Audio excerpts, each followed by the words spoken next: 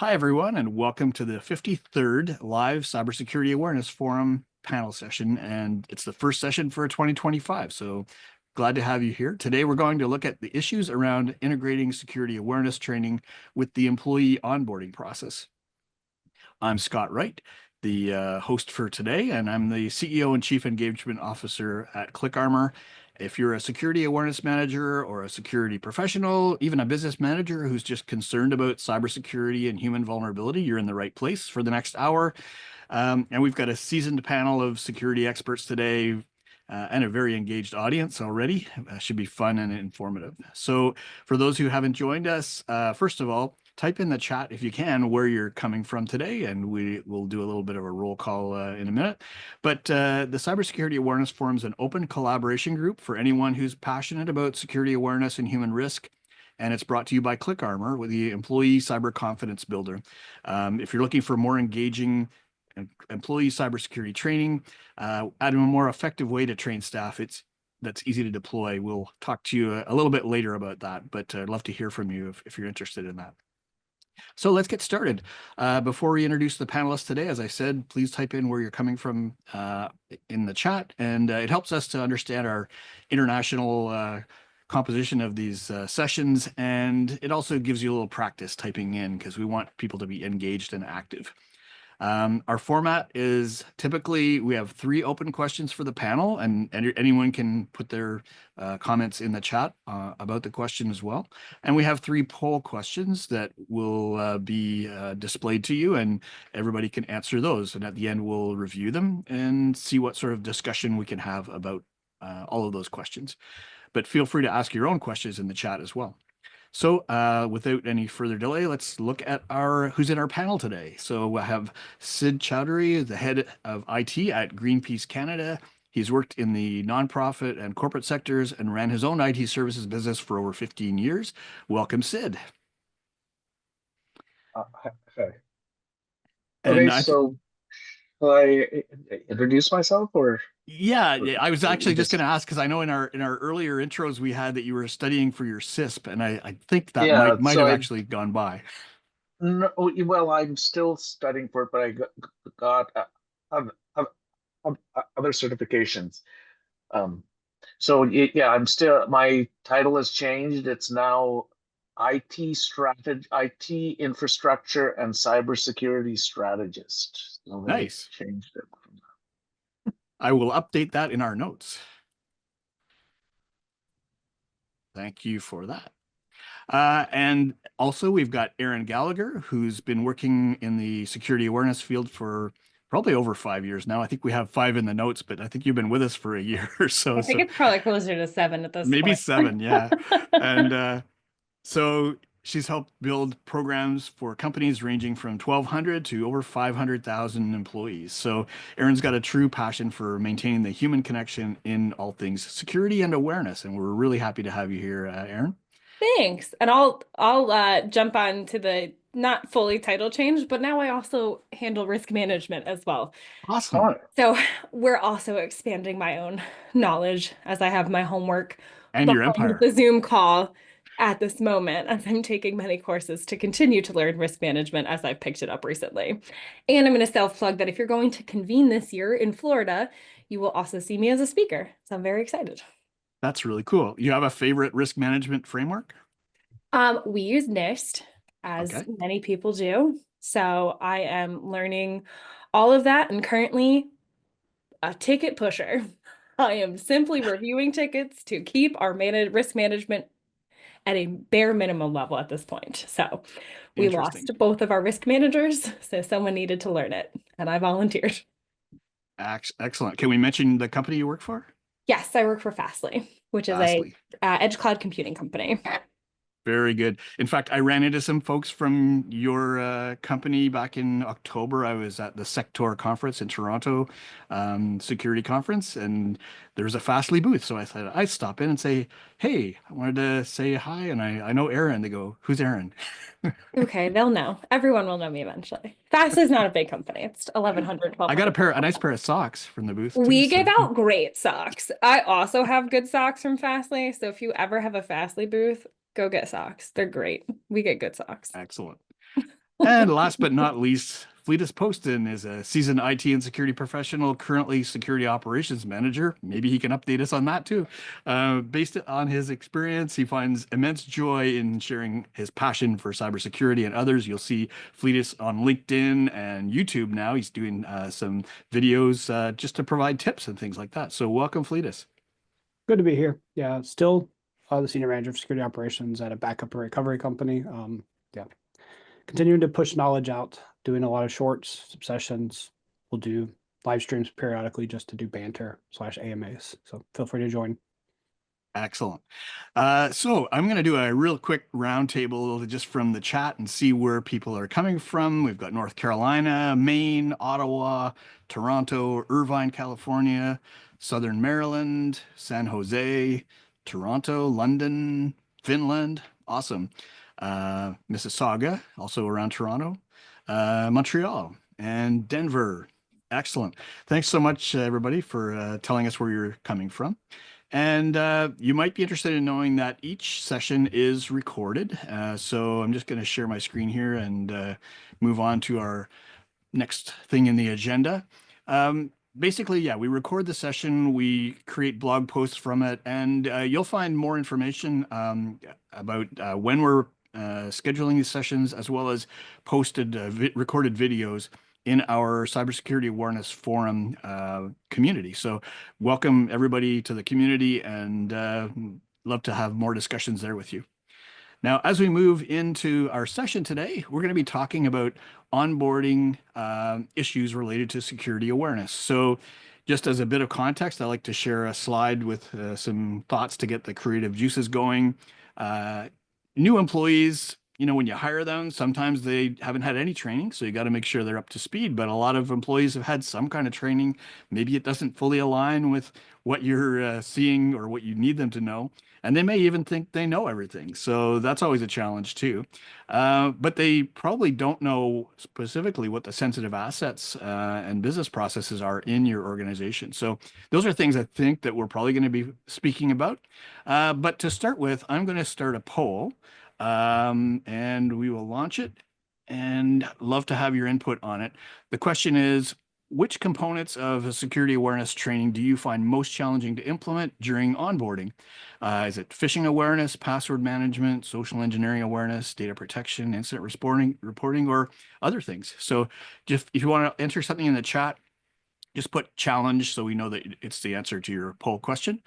And with that, we're going to move on and start asking the panel some open questions. So the number one question is, how can security awareness training be effectively integrated into the onboarding process to ensure new employees are well prepared from the start? So I'm going to ask panelists to raise their hand if they have a thought that they'd like to share immediately. And if not, I'll just pick on them one at a time and ask for them to either share some information or they can pass if they want to. But I'll start with Fleetus. He often has things to say. Sure. So per your previous slide, I think it's important to just baseline with the employee. You need to understand what they know, what they don't know. So when you give them their onboarding training, you're likely getting stuff from your HR and people team, but there's also security awareness training that gets pushed out just to get a baseline. Review those. Many organizations, depending on what they've been tasked with, may just go straight to the questions. They may go straight to the quiz. They may skip all your training, and it's quick to just take a look. So instead of just looking at pass fail, sometimes take a look at how long they spent on the training, especially if the score isn't perfect, because a lot of us have done enough training, so we're quick to go skip directly to the quiz and just try to pass it. But if we fail it, depending on your work management system, you may not have a chance to retry. So you may get stuck in a loop, have to reach out to your manager. So it ends at the end of the day causing them more time than if they would have just listened to the training, took the training, and got at the end of the day. Additionally, reinforce it with onboarding. Have an intro, let security introduce them even with a video, depending on the size of your company. When the IT team onboards them, maybe they give them a security tip or point them to a place that can have a day in the life, or this is your first week. These are things you should think about because I think we've talked on previous calls. You may get a phishing email immediately from a vendor that you think you're supposed to interact with on day one. And some awareness programs will do that intentionally, which I think is bad. Others is just, you've announced you started a new job. They know it's first last, so they send you a link to log into Jira. You may not be a Jira shop, but you just logged into a fake Jira site and now you've compromised your company. Great points. Yeah. Off with a bang. Excellent. Thanks, Fleeta. And one thing I wanted to ask you about, since you mentioned, the whole idea of just starting people off with a quiz or something and people trying to sort of jump to the end and get the quiz. I'd love to ask, the panel and others if they want to put in the chat, what do you think about letting people test out, to say, hey, I already know this stuff. Give me a chance to show it, and then I don't need to take all the training. I'd love to hear people's thoughts on that I'll give overall. them, since I started, and then I'll give it to Aaron. I Yeah. think it's okay. You should let them watch a module. I think they have to watch something. And that first module should be 2 or 3 minutes on something they need to know about the company. And then you can allow them to test out. And if they fail it, then they can go back to modules. But I still think you need to introduce the organization to get your best practices out there. Even if it's just, here's the PDF, download this. That they can't skip that piece. Or here's the link to report a fish. Here's the link to get to your security operations center. Here's the link to get your HR. Here's the link to get to your ethics. All that needs to be before the opt-out or the test out. Excellent. Excellent. So, Aaron, you had your hand up. Yes. So if we're talking about tailored training, of course I'm going to come hang out and talk about specific company training for a second. Yeah. So to answer your question, I think opting out is a great option, not necessarily for an actual training module. Mostly because I just remade our security awareness annual training, and now it went from an hour to 14 minutes. So I don't think 14 minutes of people's time is like that much to ask. And a lot of it is just a reminder of common threats that we have at Fastly. It's passwords and authentication. And then the last module strictly just goes through our information security policy, which is an important reminder every single year. So 5 minutes on an info policy, I think is a great refresher. What I do think is interesting when we think about opting out is I actually think opting out of some phishing training might actually be great sometimes. Again, very controversial. We don't fish here. I don't think phishing is bad. I just think phishing can be a tool, not the entire program. And I do think that if you're going to fish everybody, you should be aware of who maybe needs the training more. You've heard me say this. I check my email like once a day, and it's usually just checking the box and reading everything. 'Cause I don't really use my email. We Slack each other. Yeah. So I don't necessarily need phishing training, but that's not to say our sales team doesn't need phishing training because they work with external folks. So if they're continually proving themselves that they're doing really well and you keep really good records of that information and those metrics, maybe they only need to be phished twice a year instead of 4 times a year or every single month. I do understand that as I'm saying this, it does feel like training sounds like a punishment when it's not supposed to be. Obviously, it's supposed to be a learning exercise. But if somebody has proven that they've learned something and that they're continuing to learn and stick with what we're teaching, then there's no reason for us to continually, in a way, bug them. And I acknowledge the language I'm using here. The other part I was going to say is that aside from just training modules that you can put people in front of a video, I have been very fortunate at Fastly that they have a very succinct onboarding process already established. And when I joined, security was already a part of that. So I just made it better with the security expertise that I have from an awareness perspective. But one of the most crucial parts to be effective is when you can talk to people. So instead of putting them in front of a monitor, I have the opportunity for 45 minutes every cohort that starts at Fastly once a month. I get to talk to them about security awareness. And most importantly, I get to introduce myself. And that helps me measure, which I know is a question later on, effectiveness. But I can see that there's more engagement from new hires after they know my name and my face, and I get to introduce myself to them. So as far as an effective awareness training, I do think getting in front of people is so, so important if you're able to do it. Yeah, I totally agree. And just one point to follow up on that, actually a comment from Ahmed in the chat. What about providing new phishing techniques emerging every year? I think there's a possibility that if you're just testing out, you might be out of date in terms of whether you're testing people on stuff that you wouldn't really know if they're up to date on or not if you're just asking old foundational questions. Whereas if you ask questions about new potential phishing risks and they don't get it right, then maybe they don't get a chance to opt out of the training. Well, I'm wondering too, I don't necessarily think that if you have a program already established, you should be totally out of it. I think maybe you just get less of it. Yeah, less of it. Yeah. You know, you just get less phishing attempts or Excellent. simulations. Yeah. Yeah, Sid, did you have any thoughts on it? add it in the comments real quick and then I'll let Sid go over it. I think it's just timely to give relevant news. We talked about this in another session. It's called those micro learnings, finding an opportunity just to share, hey, this is what QR phishing looks like. We've seen an Mhm. uptick on it. This is the percentage that's came in. Again, I'm coming from the security operations. This is where you lean on the data that's collected from your security ops is we've stopped QRs. We've stopped drive-bys of like trying to get you to install a plugin that's a new phishing email to get you to go through. So there's other means to provide information that's not just in a phish because if you look at the statistics, and Aaron already hit this, most people read emails for seconds. So they're not going to get any knowledge out of a phishing email. They're looking at it for seconds before they make a decision either to click, delete, or report. They don't Yeah. spend a lot of time. That's why if you write a novel in an email, you better put bullets at the top of the Yeah. email or tell me what you want me to know at the first paragraph because I'm not going to read the rest of it more than likely. And if I am, I'm scanning it for information that's important to me. Yeah. Thanks for that, Cletus. Sid, did you have thoughts?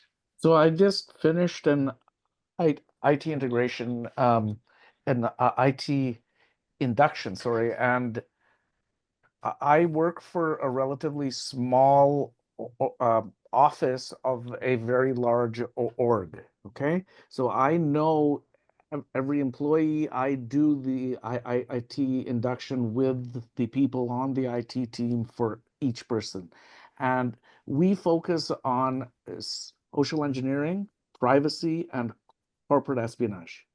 Those are the things at Greenpeace that are big problems. The one thing I told this person in the IT induction is if you can avoid it, never click on anything in an email. Always engage with whatever it is outside via Okta or by typing it into the browser. That's the first thing that I tell them. We have these the micro learnings, as Fleetus explained, and that's basically where we're at. There are modules that can be assigned where we've not gotten to the point where we have a fully fleshed out uh, cybersecurity learning program yet. Though these modules are available, and we want them to be tailored to laws and different things that are in the org. And this is coming down from Greenpeace International. So our induction is being fleshed out, the cybersecurity component. Excellent. Great answers. And I think it's important, obviously that we're getting a good start on this topic. I'm going to shift now and go to our next poll question, which is, what method do you believe is the most effective for delivering security awareness training to new employees? We've had a little bit of discussion here already about how the panelists do it in some cases, but would love to hear how people in the audience generally see this working. There are a lot of different ways to do it, obviously, but we're going to move on to a different open question, which is, what are the key components of a successful security awareness training program for new hires, and how can these be tailored to different roles within the organization? Anybody have a first thought on that? I mean, I'm happy to chat Go about ahead, Aaron. it. Sure. Favorite answer, it depends. Of course it does. And I only Mhm. say it because the key components to anything successful are so relevant to the organization that you're in. Um, I'll say specifically with Fastly, one of the challenges we have is that we just have such a vast knowledge gap between our engineers and HR and finance and everybody in between, and not necessarily a security gap, just the actual knowledge niches that everybody has is so different. So as far as tailoring that, I mean, you have to build those relationships with those different organizations and those different functions within your organization to help with tailoring some training. We did it with a client services team. We made them specific security training because they have certain risks that are going to look very different from our developers. We just revamped our secure developer training. So developers are getting trained very specifically on OWASP top 10 now, partly for compliance reasons, partly because it's important for them to learn. So as far as for new hires, I do think some of those basics of your organization, what the risks are that you see at your organization, so understanding what's most common, what's likely. We get a lot of social engineering via LinkedIn, just because of the information that we have. So that's something that we talk about in onboarding because that's very unique to us. A lot of people don't necessarily see an onslaught of LinkedIn conversations about cryptocurrency and, you know, buying information and stuff. But that's very important for us to talk about that. At Fastly, this is a threat that you will see. This is a very common social engineering attack that we've seen more than one time. So the key really is to just understand your organization and what those threats look like, what applications you have in place. Do you have multi-factor authentication? Talking about those kind of things. I'll let somebody else answer too, but I also just want to poll, I know Fleetus, you answered it, but there was a Q&A question that I just want if you could answer out loud afterwards, but I'll let somebody else answer this question. Yeah, I can take both of those. So first, I want to reiterate what Aaron just said. It's role-based stuff. So when they're brought on, just like you want to give them role-based access, you want to give them role-based training timely. It doesn't have to be on day one, but it needs to be relevant quickly. As I opened up with, you also want to introduce them for how they can get self-help. If it's a SharePoint portal, if it's a Teams channel, if it's a Slack channel, where can they go to get self-help? Another important thing that's also helpful, depending on the size of your organization, is giving them a buddy, giving them a point of contact that they can go ask questions. So it's the mentee, your buddy programs, depending on your org, has been influential in making sure that individuals know, hey, I can just go ask Sarah. Sarah, is this a normal request that I should be seeing? How do I report this, Sarah? And then you move down the line because you have someone that's not your manager. Sometimes that's intimidating to go ask your new manager what we call the dumb question, which there's no dumb question when you're hiring on an employee, but you have someone to do that. And then when you give them role-based training, you can point out, to Aaron's point, you're going to see this type of attack vector. This is who targets us. This is how we're targeted. They send you a text message. They'll send you a fake invoice. They'll send you a LinkedIn request and fill in the blank depending on the role you're on. And that's where your phishing tests have to get more targeted because if I send a marketing team a Jira ticket, they're like, I don't use Jira. I'm a Zendesk user. Why would I see Jira? I'm gonna ignore this. So like if it's not something they're used to seeing, it may not be important other than the fact that it's curiosity. Curiosity will get them. What is this? Maybe I should have access to this. So it might be timely to do that. And then the Q&A question that came in, they were asking about like security awareness training and compliance. And to use Aaron and everyone else, it depends. If your organization written into policy that you will phish, you have to phish because that's what you're using for your audit. If you tell the auditor we send phishing, then you better say you phish and you better have metrics around that phishing. If you don't write in that you're phishing your employees monthly, quarterly, yearly, you have latitude to do security awareness training outside of it to meet your SOC 2, your ISO, your PCI, whatever compliance you're certifying in, because it's written that you train the employee. It doesn't specifically say how. You choose how. As long as your auditor will pass you, you're fine. So it really depends. And the second part is the audit piece I alluded to in the answer. Audit your program. Make sure you have metrics, KPIs, and you have OKRs that are aligned so that you can say CISO, CEO, COO, whoever's asking the question when they're giving attestation, I have evidence to back up that we're doing this so that I can turn into your internal auditor, your external auditor, and or your compliance team when they're looking for evidence. It's That's interesting great. too, Fleetus, because I just had to get the direct language from PCI 4.0 for secure developer training. Because if you have developers in your organization, they need to be trained on certain topics if you are PCI compliant. And I just learned that. So I had to make a new course, which is the OWASP top 10 to make sure that we were at least at a minimum compliant with that. Obviously, we want beyond just compliance. We want effective and interesting training as well. But it does depend. But to your point, like you said, you don't have to phish as part of an audit. We don't. We pass our audits without an issue. So as you said, it depends. I also just wanted to say that I pulled up, going back to the original question, I pulled up literally my onboarding presentation on my screen. So a line from my actual onboarding that I do once a month talking about this point is that risk is going to look different to every person, every function, even every region based on the work you do and the information you have access to. Engineers have keys to the kingdom. You may need to be hyper vigilant when it comes to protecting your credentials. Some may be at a higher risk for social engineering attacks. Some attackers may want what you have access to. They want monetary gain, and targeting you could be a quick way to get it. That is the literal word for word I read. So we acknowledge that in onboarding training, that it depends.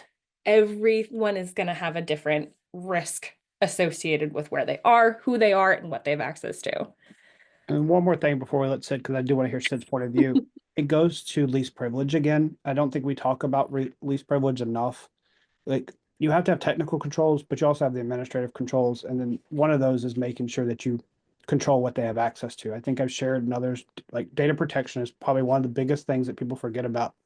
Most employees with their birthrights have access to 1,000+ sensitive files on day one.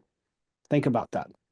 They have over 1,000 files or folders that they have access to on day one as part of their birthrights or their initial onboarding.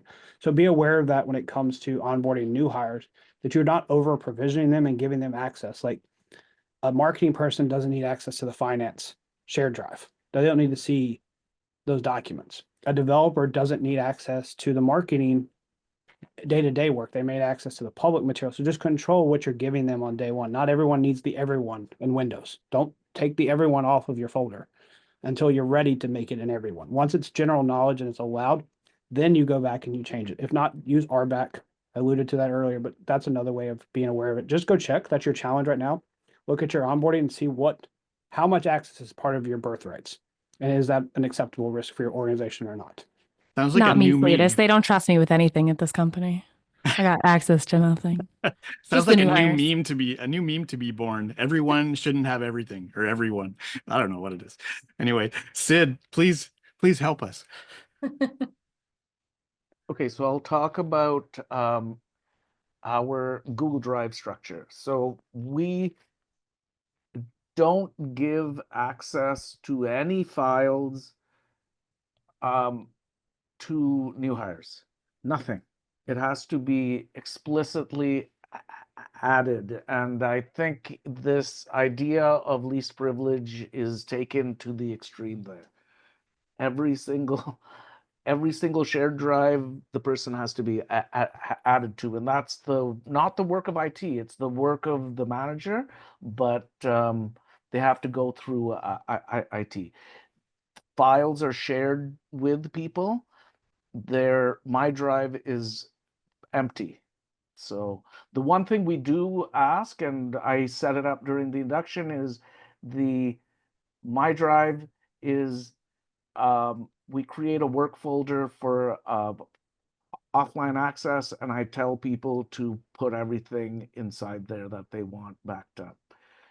And that's basically that's all I have to add. I mean, you guys have answered quite thoroughly, and that principle of least access, least privilege is, that's another golden rule. I love that. I mean, it's something that I didn't even think of, but I do see it occasionally, and I think of it at the time, but it's great to be reminded of it. And I like the idea of having that offline folder or the My Drive for people to have stuff backed up. But basically, people don't store work-related stuff in their own drives, right? It's always related to a role where there's access control. So I love that. And oh man, Maybe so many. one more thing, and then I'll be quiet.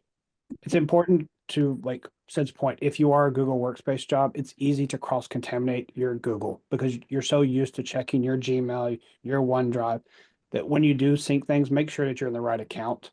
And that's another part of your onboarding training. If you are in that environment, it's a little harder in Microsoft because generally you're not going back and forth. But if you're a workspace, Google Workspace shop, it's very easy to accidentally leak data, especially if you have a BYOD. You allow your employees to come in from personal devices. And that's not even just meaning a phone anymore. You allow them to access their email and their documents from their laptop. I'm thinking of your sales team, your marketing team, people who are traveling who will need access to certain things remotely that may just be behind Ping or Okta, and that's the only protection you have.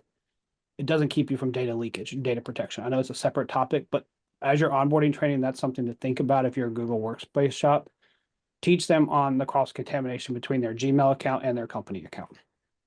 Yeah. Excellent thoughts. I'm just going to add one more thing. I know that Anne put a comment in the chat for question number 2 answer, which was I believe it was, what are the most effective ways to get some of the stuff done? And she mentioned tabletop exercises and gamification.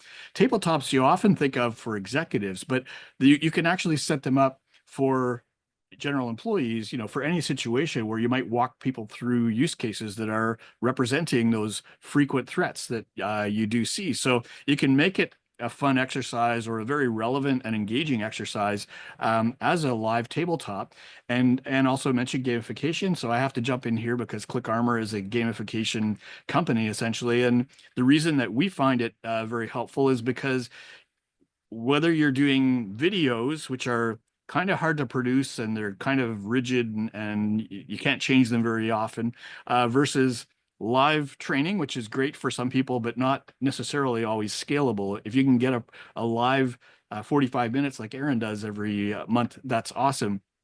But with a gamified platform, you can actually tailor a lot of things, and it isn't as hard to change as in the videos. So I just wanted to mention that it's one of those things that I think people could benefit from knowing.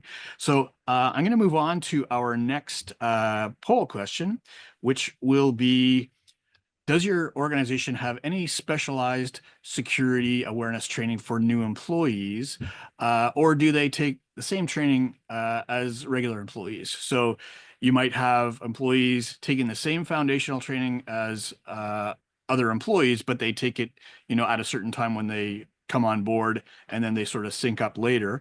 Or there might be where new employees have a special one-time program that gets people aware of the individual things that you need to make sure people know, and they know up front. And then there's some organizations where new employees just sort of join into the regular flow of awareness training that happens. So it'd be good to sort of know what the breakdown is, how people have seen this done before. Not saying that any one of these is better, and it sort of goes to Aaron's point of, the risks look different for everybody. So it may or may not be appropriate. What's good for one organization may not necessarily be appropriate for yours. So just want to see how people respond to that one.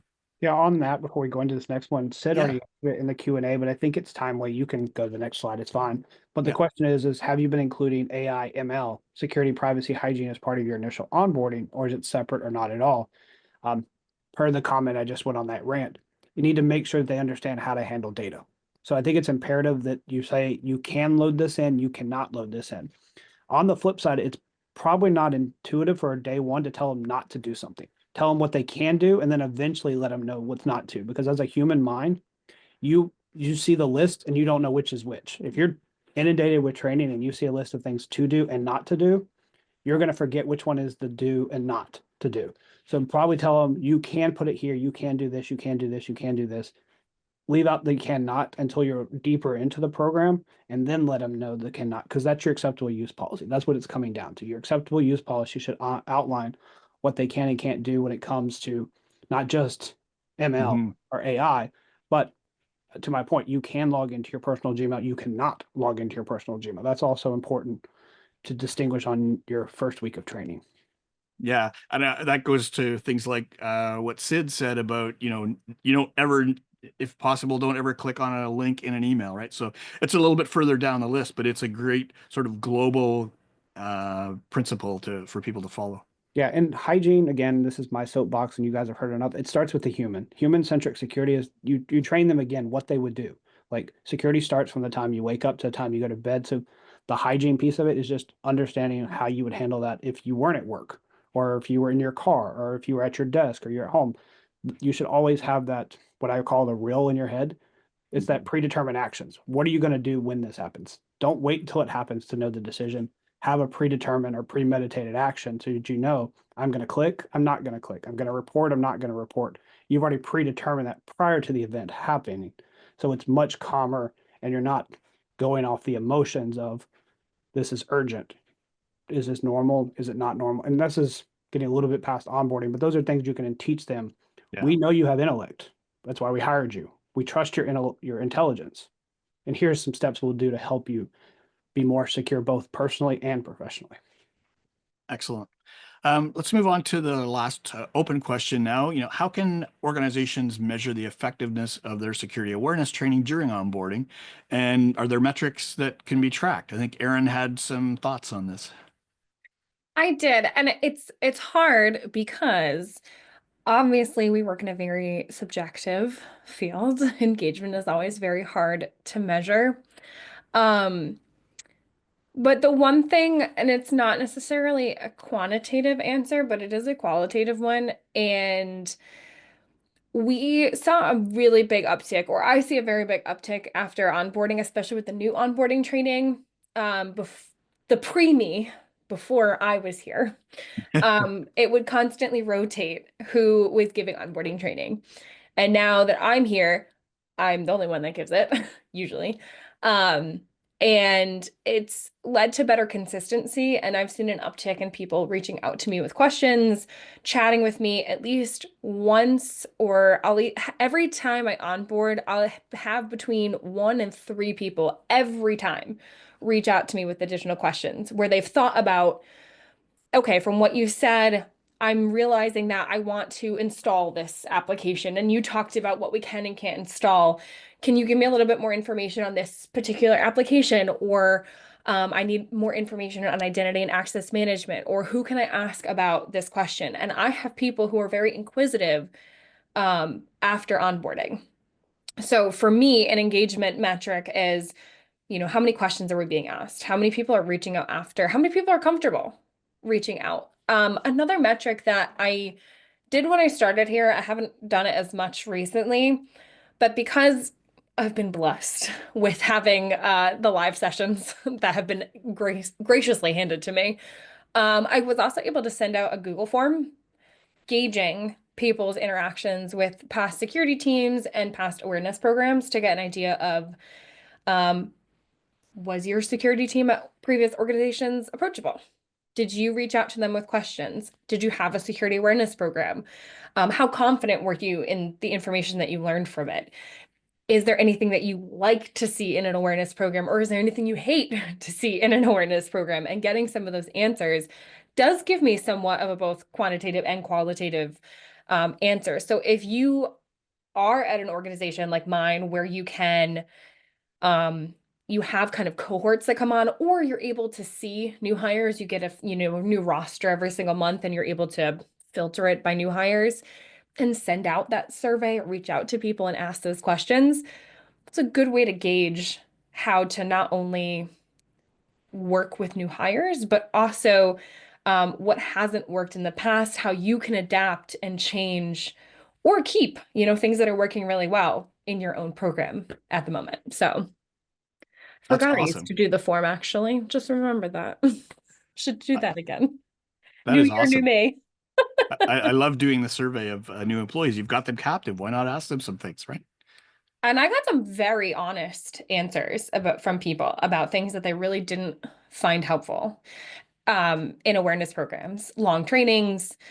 I had 50-50 split on people liked fishing or didn't like fishing. Some people thought it was great. Some people thought it sucked, one or the other. So some really interesting answers. I learned a lot from those surveys. So should do them again. That's cool. All right. So I guess Sid, do you want to take a stab at if you've done any metrics or any thoughts on it? We do surveys each, well, twice a year on what people think of the entire program, what people think of our security culture. We also we have surveys on the IT induction, the regarding specific security awareness training modules, each one there's an optional free question survey like about the modules. What Aaron said about paring down the time for the security awareness training, that is a big deal. Like I've seen people can't handle like a 20-minute, 10-minute even.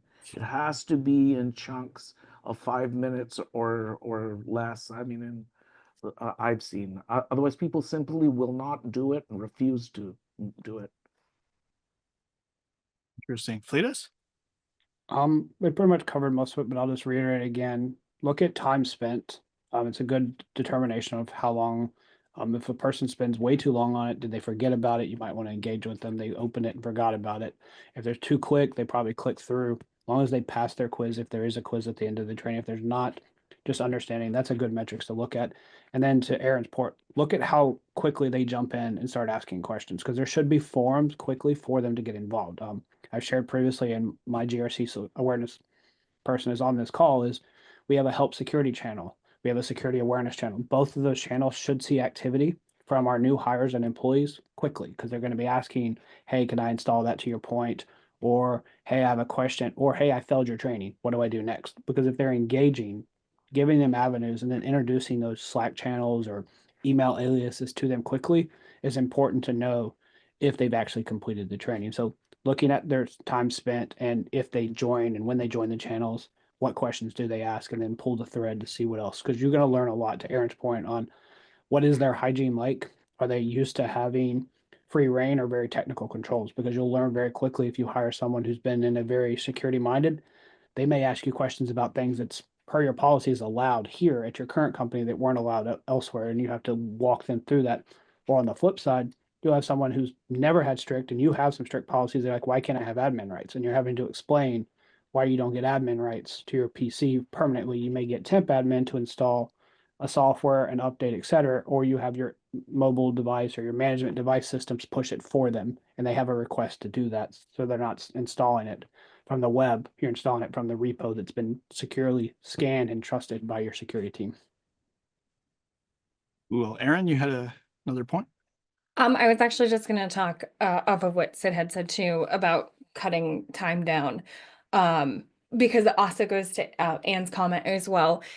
If anybody was at SANS last year, I think it was last year, they did a session about the psychology of your company, and it was really interesting that different companies work psychologically very different. And for some people, gamification can be a really, really great way. You work for a very creative company, you work for things that are a little bit more free-flowing and a little bit more collaborative, then gamification can be a great tool to use for that company. But if you work for a big corporate giant, things are at a really rushed pace, sometimes short is just the best, you know? I won't give a dad joke, but I will give a quote from my dad that if I had more time, I'd say less. And I think that's my favorite quote from my dad, is that um, making things concise and it makes it effective. The more time you have, the less you can write about it, the more concise, the more effective you can make it. Giving people time back. We're talking about metrics too. That in the talk I'm giving at the conference, my finishing part is that we gave our engineers 3.25 hours back of their lives. And every hour that we get back, every minute that we give back to our organization is $1 given back to us. So I'm quantifying that. So how many hours saved by the average cost of an engineer is hundreds of thousands of dollars. 45 minutes back per person on security awareness training. That's a lot of money saved for a company. So I get that that's not specifically new hires or onboarding, but if you are looking for a metric, that is something you can consider, is how do we say less, and still make something really effective. So it's something else to think about just on that point. Yeah, great point. Sid? So I want to bring up two points, and this is off of what Aaron just said. First of all, if you have not tried ClickArmor's, we had a sampling period, okay, with their product, and everybody had fun and was engaged. Okay. Oh, thank And you. number two, with that, it worked because it came from top down. Now, we're again a small organization. We're independent from Greenpeace International. Each office can have different policies, but there wasn't this embrace of cybersecurity even at that time. Though when we adopted that program, it was pushed from top down. And I believe in anything, any change management that you have, it has to come from the top down. And again, we've had this problem at Greenpeace Canada where the directors see it as a hoop, cybersecurity training, security awareness training, as a hoop to be jumped through. They don't really see the value yet. Though the executive director and my manager, who's director of finance and operations, does. So that's Yeah, I really um, appreciate the endorsement, Sid. Thanks very much for that. And also just wanted to make sure, we're clear with people. I appreciated Aaron's comment about, the time saving by being more clear and concise is really important. But I think we also need to make sure it's not a race to the bottom, because in a lot of cases, I've seen businesses say, well, I want a security awareness training program that covers everything in 15 minutes. And there's no way people are going to remember everything in 15 minutes. So the message there is that a lot of managers see it as a cost center, and the less they can do, the better off they are, where we have to start showing return on investment. We have to be able to say, we're teaching people to avoid a phishing threat that could cost us $100,000 per incident, right? And that is really, I think, something that has to be balanced off with the reduction of the actual time spent. So I totally get that we don't want to waste people's time. And that's why one of the things I advocate is doing things like micro learning, smaller gamified modules where you can get it done in 3 minutes and you get something out of it. And you realize, you know what, I'm going to get another one next week and I'm going to learn something from that one. So I'm going to do it. And I'm going to earn a streak. And in fact, I might get more points. I might even get in, into a draw for something if I'm in the top of the leaderboard. So there's a lot of ways you can entice people and show them that they're getting value rather than just spitting a lot more information out at them. So just wanted to share that from our perspective. Yeah, and one more feedback there that I think is important that you mentioned there is, instead of the race to the bottom, is just make it organic enough that they want to talk about it. So you're getting your employees to say, "Hey, can you share a topic? I've been given 5 minutes at my next staff meeting. Can I have a topic to share?" That's your champion program. You just build a champion inside the org, or you get invited, like Aaron talked about. You get invited to go do things with your onboarding. If you get that opportunity, build something that's like an infographic or something they can take away with them that they have reference to. So it can't always just be audible. Give them something that's tangent, like it's a physical printout if you see them, or if it's a PDF they can reference. If it's a background, you can give them, like, those quick micro tips are helpful and timely. And to be honest, time save is great, but you also want to make your questions. And then this came in the Q&A. It says, how should you go about creating them? Use approved platforms, make it look similar to other quizzes and other feedback forms you get from your PR team, your comms team, your HR team, your benefits, whatever, so that it looks like it's part of the org. And second, make them timely and concise. Don't send a survey 3 months after the training and ask for feedback. Send it right after and give them a time frame. Hey, I'd like this back by end of day, or I'd like this back by end of week. Letting them be able to do it when they want to, because it's not live. They can do it when they get back from lunch. They can do it when they start work. They can do it before they go home. So make it, you still need a time base. They need to know when to complete it, because if you don't give them a time, they're not going to do it.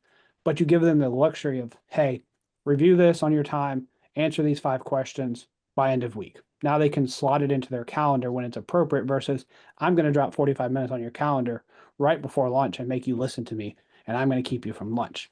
You don't get any points with that piece too. So again, timely, relevant, and flexibility is important when you're presenting information to your employees, especially if you're going for morale. Yeah, for sure. And also, I got to take the opportunity to say we can actually ask survey questions, multiple choice, and open text questions at the end of gamified challenges and courses as well within ClickArmor. So that's another way where you can get that feedback without having to let people get away and then you have to go chase them to do the surveys. So something we've learned over time. I'm going to go ahead and share our results from our polls. I apologize for the sort of smallish text when I captured it. It kind of condensed some of the things here, but I can recap things a little bit. So, which components of security awareness training do you find most challenging during onboarding?